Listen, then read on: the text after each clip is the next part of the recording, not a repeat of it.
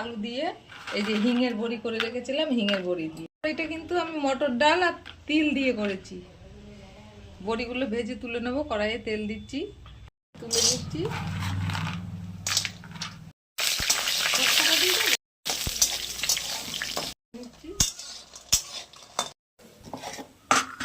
দেবো আমি তেল মশলা, আমি কোনো এক্সট্রা কিছু এনে রাখতে ফোড়ন দিলাম।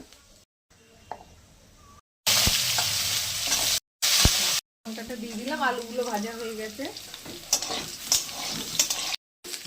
দিয়ে দিলাম।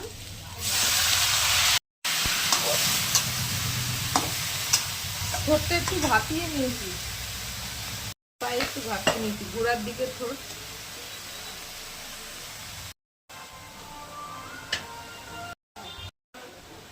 দিয়ে দিলাম।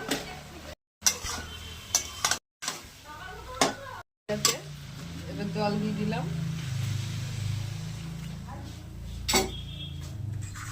বড়িগুলো দিয়ে দিলাম।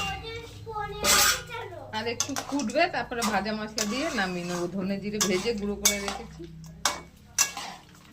জিরে আর ধনে দিয়ে দিলাম। দেবো অল্প একটু, তাহলে মাখা মাখা হবে, না হলে ছাড়া ছাড়া হচ্ছিল। মটর ডালের বড়ি হিং দিয়ে করা, ওইটা দিয়ে করলাম, দিয়ে থোড়ের ঘন্ট।